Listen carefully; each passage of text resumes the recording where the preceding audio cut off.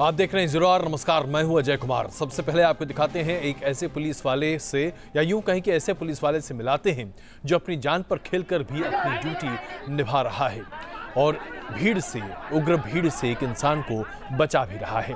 तस्वीरें उत्तराखंड के रामनगर की हैं, जहां स्थानीय लोगों को मंदिर के अंदर एक मुस्लिम लड़के को किसी लड़की के साथ घूमते पाया गया। लड़के की हरकत से नाराज स्थानीय निवासियों ने उसे घेर लिया और उस वक्त एक पुलिस वाले ने भीड़ के बीच में पहुंचकर उस नौजवान को बचाया, वरना उस नौजवान का क्या होता भगवान ही जानता है। नाराज भीड़ लगातार इस नौजवान को पीटना चाह रही थी, मारना चाह रही थी, लेकिन इस वर्दी पोशाक सिपाही ने इस नौजवान की जान बचाई। और एक ऐसी खबर जो कि आज फुटबॉल के प्रेमियों के लिए जरा अलग सी है। इस खबर को देखकर आप हैरान इस बात को होंगे कि ब्राजील के फुटबॉल सुपरस्टार रोनाल्डिनो कुछ ऐसा करने जा रहे हैं जिसके बारे में शायद बहुत देशों में कोई विचार भी नहीं कर सकता। जी हां, रोनाल्डिनो एक साथ 2 महिलाओं के साथ शादी रचा रहे हैं। उनकी 2 गर्लफ्रेंड्स हैं और सबसे बड़ी बात यह है कि वो अपनी दोनों गर्लफ्रेंड्स के साथ अभी रह रहे हैं और उन्होंने तय किया है कि अपनी दोनों गर्लफ्रेंड्स के साथ वो शादी करेंगी। बड़ी बात तो यह है कि उनकी दोनों गर्लफ्रेंड्स भी उनके साथ एक ही साथ, जी हाँ, दोनों गर्लफ्रेंड्स एक साथ शादी करने को तैयार हो गई हैं। कभी कभी ऐसा भी होता है।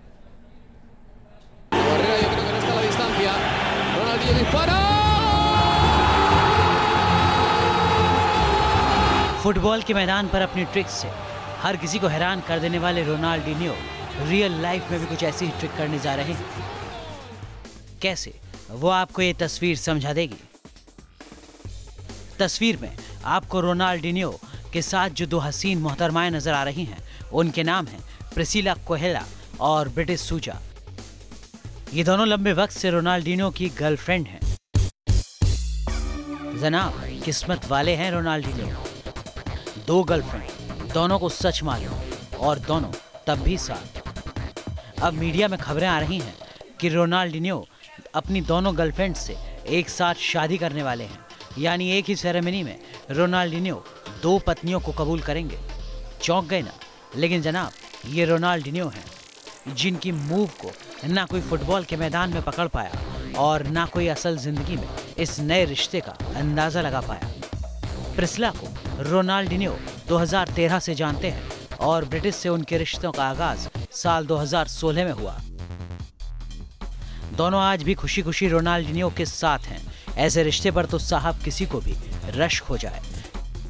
खास बात यह कि दुनिया के किसी देश में शायद ऐसी शादी गैर कानूनी होती, लेकिन ब्राजील में ऐसा नहीं है। ब्राजील का कानून एक साथ 2 पार्टनर से शादी की इजाजत देता है। इसे 3 पर्सन सिविल यूनियन कहा जाता है। कुछ अखबारों में ऐसी भी खबरें आई कि रोनाल्डिनो ने एक साथ 2 पत्नियों से शादी की रिपोर्ट्स को नकार दिया। हालांकि इसका मकसद अपनी इस अनोखी शादी को मीडिया की लाइमलाइट से दूर रखना भी हो सकता है। भाई, रिश्ता ही कुछ ऐसा बनेगा जिस पर दुनिया की नजरें जो होंगी। Team news nation. और ये खबर हम आपको दक्षिण भारत से दिखा रहे हैं। ये दरअसल अफवाह पर आधारित है। अपने तमाम दर्शकों से हम आगाह करना चाहते हैं, आपसे गुजारिश है हमारी, अफवाह पर कभी भी किसी भी तरह से विश्वास मत कीजिएगा, क्योंकि इस अफवाह की वजह से 4 लोगों को बड़ी बेरहमी से पीट कर उनको मौत के घाट उतार दिया गया।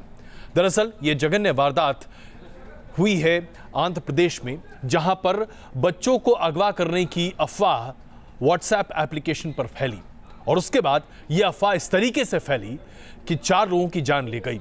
बच्चे तो अगवा हुए नहीं, लेकिन अफवाह के बिना पर 4 लोगों को लोगों ने पीट कर मार डाला। और यह पहला मौका नहीं है, ऐसा कई बार पहले भी हो चुका है। सवाल यह उठता है कि आखिरकार हम एक पढ़े लिखे संप्रांत देश हैं, तो क्या हमारे देश में अफवाहों की इतनी जगह है कि लोग एक दूसरे के खून के प्यासे हो जाएं सिर्फ अफवाह पर, बिना किसी सच के?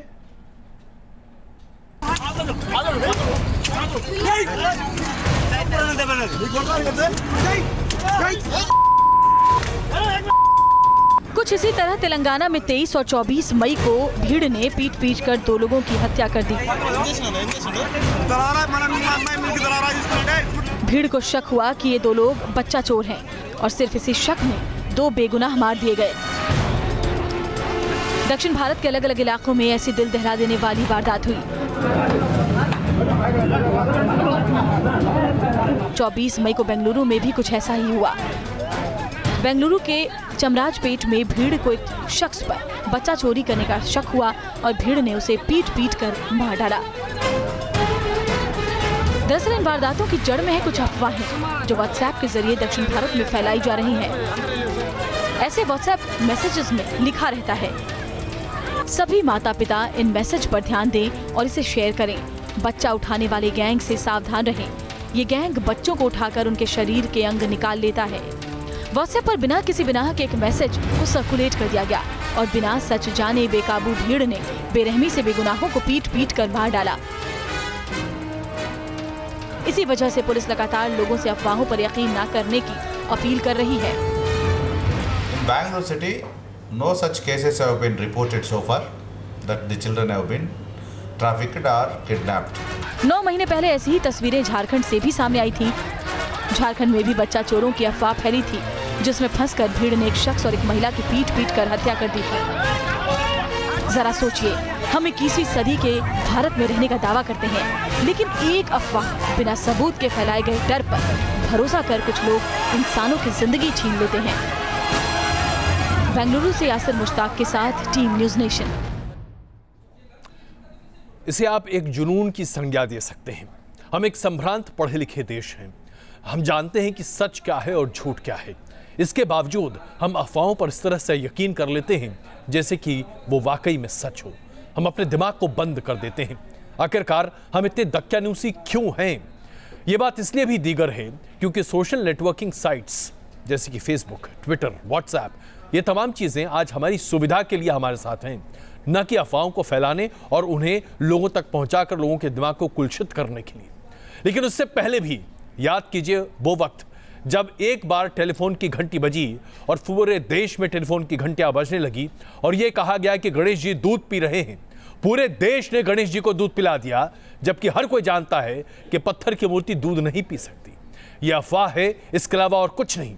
यह हमारी मानसिकता पर एक बड़ा प्रहार और चोट है, इसके अलावा कुछ नहीं। इसलिए आपसे गुजारिश है, अफवाहों पर कतई यकीन मत कीजिएगा, वरना इन अफवाहों की चपेट में बहुत बड़ा नुकसान भी हो सकता है।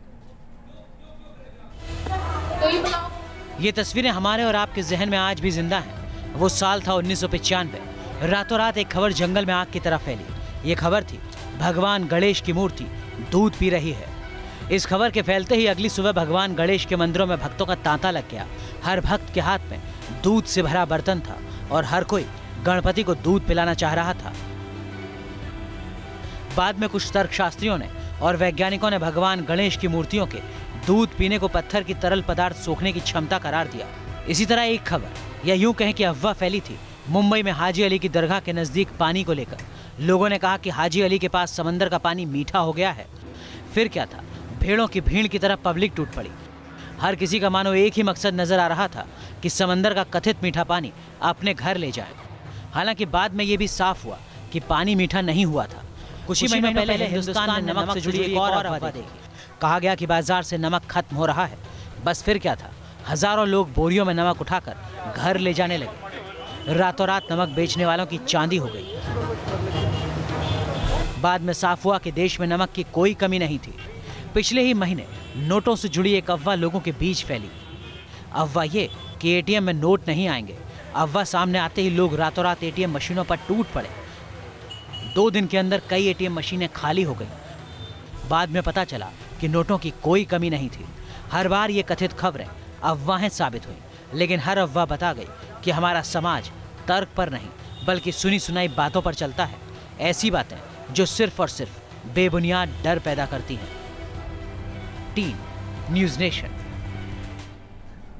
कनाडा में एक बड़ा बम धमाका हुआ और खास करके ये महत्वपूर्ण इसलिए हिंदुस्तान के लिए है क्योंकि एक इंडियन रेस्टोरेंट में धमाका किया गया है। माना जा रहा है कि आतंकियों ने इस हमले को अंजाम दिया है, लेकिन वो आतंकी कौन है इसके बारे में अभी तक खुलासा नहीं हो पाया है।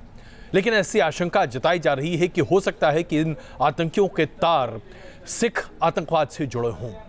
इसमें कोई शक नहीं है कि कनाडा के कुछ एक प्रांतों में सिख आतंकवाद को लेकर बातें सुगबुगाती रहती हैं, जिसका विरोध हिंदुस्तान ने कई मौकों पर कनाडा की सरकार के सामने किया है। लेकिन क्या उसी का हाथ है इस बम धमाके में? यह कह पाना फिलहाल आसान नहीं है।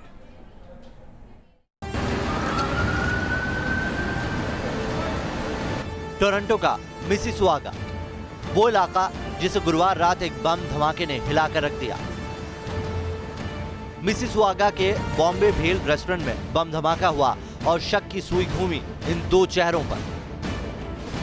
पुलिस सीसीटीवी में दिख रहे इन दो लोगों को ही बम धमाके का आरोपी मान रही है।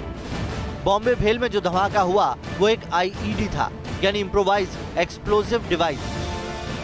आईईडी का इस्तेमाल आमतौर पर आतंकी गुट करते हैं और यही वजह है कि इस धमाके को आतंकी हमला कहने की आशंका से इनकार नहीं किया जा रहा। इस धमाके में कुल 15 लोग घायल हुए, जिनमें से 3 आईसीयू में भर्ती हैं। So we transported 15 patients from the scene to local area hospitals. 3 of those patients went down to a trauma center in Toronto. They would be consistent with an explosion. I don't have the specifics on the exact injuries that were sustained by the patients, but 3 of them were critical enough to require a trauma center. कयास ये भी लगाए जा रहे हैं कि खालिस्तान समर्थक गुटों की हरकत भी हो सकती है, क्योंकि पिछले कुछ वक्त में कनाडा में भारत विरोधी खालिस्तान गुट ज्यादा सक्रिय हो गए। पाकिस्तान समर्थित इन गुटों ने कुछ गुरुद्वारों में भारतीय प्रतिनिधियों के आने पर प्रतिबंध लगा दिया था, तो कनाडा के एनुअल सिख डे परेड में भी कुछ तत्वों ने भारत विरोधी नारेबाजी की थी। दरअसल कश्मीर में कोशिशें नाकाम होते देख पाकिस्तान अब खालिस्तान समर्थकों को हवा दे रहा है। हाफिज सईद भी खालिस्तान आतंक के समर्थकों के संपर्क में है और इसी वजह से शक जाहिर किया जा रहा है कि बॉम्बे भेल रेस्टोरेंट को खालिस्तान समर्थकों ने निशाना बनाया। Team news nation. और अब बात करते हैं कश्मीर की, जहां रमजान के पाक महीने की वजह से सेना की तरफ से आतंकवादियों पर कोई कार्रवाई नहीं हो रही है। सरकार ने अमन कायम करने के लिए काउंटर टेररिस्ट ऑपरेशंस को फिलहाल रोका है, लेकिन आतंकी हैं कि बाज नहीं आ रहे। आज कश्मीर के कुलगाम में आतंकवादियों ने 34 राष्ट्रीय राइफल्स के एक कैंप पर हैंड ग्रेनेड से हमला किया। कुलगाम के नेहाम में आज दोपहर यह हमला किया गया, जबकि इस हमले में किसी भी व्यक्ति के नुकसान की बात नहीं सामने आ रही है। इससे पहले श्रीनगर में सीआरपीएफ की 161वीं बटालियन के जवानों पर आतंकवादियों ने ग्रेनेड से हमला किया था। इस हमले में गार्ड पोस्ट के बाहर खड़ी गाड़ियों को नुकसान पहुंचा था। कल रात को जम्मू के बस स्टैंड पर भी ग्रेनेड से हमला किया गया था। इस ग्रेनेड हमले में एक नागरिक की जान गई थी, जबकि 2 पुलिस वाले जख्मी हो गए थे। Army chief general Bipin Rawat आज कश्मीर की यात्रा पर हैं। जनरल रावत ने कश्मीर की सुरक्षा को लेकर एक हाई सिक्योरिटी कमांड मीटिंग को भी संयोजित किया है, लेकिन सुर्खियों में आया है जनरल रावत का वो बयान जिसमें आर्मी चीफ ने कश्मीर में आतंकवादियों के खिलाफ ऑपरेशन रोके जाने की मियाद बढ़ाने का इशारा किया है। तो अब सवाल ये उठता है कि क्या रमजान के महीने के बाद आतंकवादियों को चुन चुन कर भारतीय फौज नहीं मारेगी?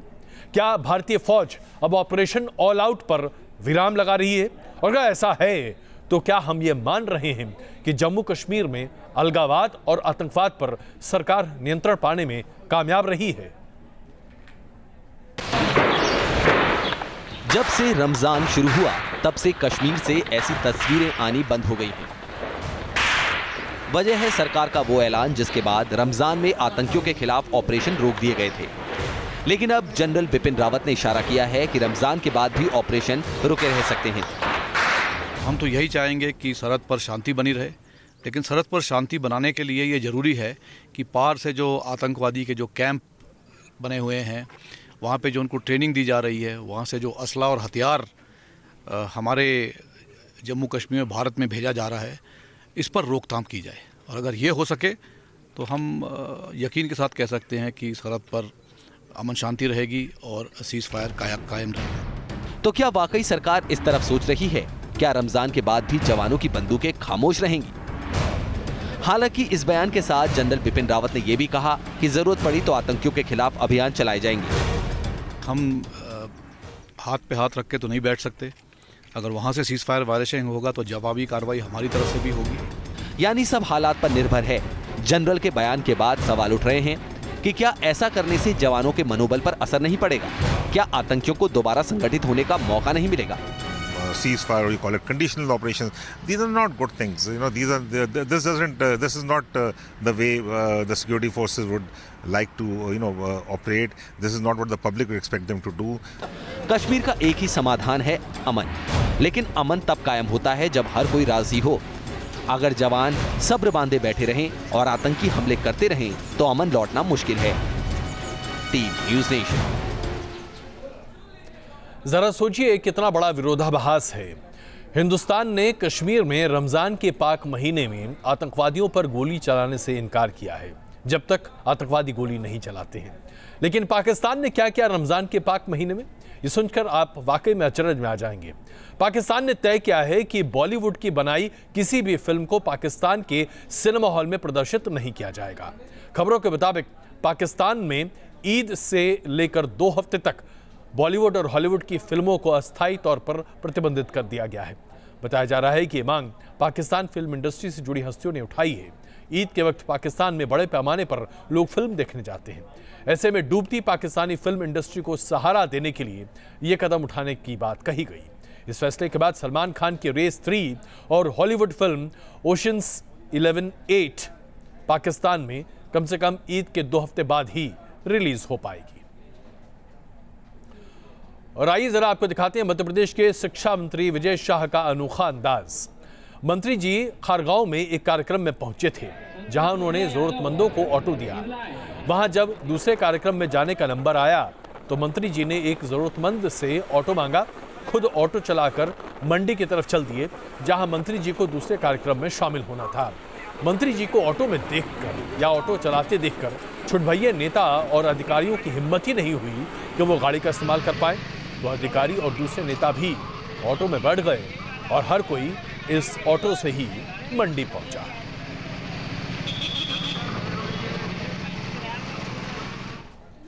एक और बड़ी दिलचस्प खबर पाकिस्तान से है और वो है कि पाकिस्तान के एक गांव में कुछ बच्चे क्रिकेट खेल रहे थे, जिसे आमतौर पर हिंदुस्तान में खास करके मुंबई में हम गली क्रिकेट कहते हैं।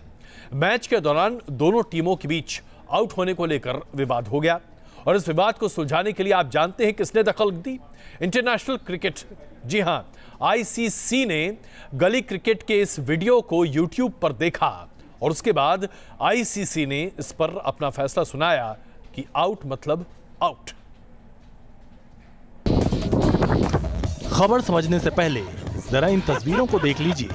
पाकिस्तान का एक गांव है जहां कुछ बच्चे क्रिकेट खेल रहे हैं। गेंदबाज बॉल डालता है और बल्लेबाज शॉट उड़ाता है, लेकिन ये क्या, गेंद वापस लौटती है और स्टंप उड़ जाते हैं। ऐसा आपने शायद ही पहले कभी देखा हो कि फील्डर का हाथ लगे बिना गेंद घूमकर लौटी और बल्लेबाज के विकेट उड़ाकर ले गई। ये बल्लेबाज आउट हुआ है या नहीं, इसी को लेकर बहस हो गई। मैच देख रहे हमजा नाम के एक शख्स ने इस घटना का वीडियो बना लिया था और उसने सीधे आईसीसी को ये वीडियो ट्वीट कर दिया। क्या क्रिकेट की दुनिया की सबसे बड़ी संस्था गली क्रिकेट के इस विवाद पर फैसला देती? जवाब है हाँ। आईसीसी ने वीडियो देखा और दोबारा ट्वीट किया। हमजा नाम के एक फैन ने हमें ये वीडियो भेजा था। हम दुख के साथ कहना चाहते हैं कि आईसीसी के सेक्शन 32.1 के अंतर्गत बल्लेबाज आउट है। तो साहब इसलिए कहते हैं कि क्रिकेट अनिश्चितताओं का खेल है, कब क्या हो जाए किसी को पता नहीं। वरना किसने सोचा था कि गांव की गलियों में खेले जा रहे मैच पर सीधे आईसीसी अंपायर बन जाएगी। Team news nation. तो बने रहिए, मजा तुरंत वापस आ रहे हैं क्वेश्चन आवर में।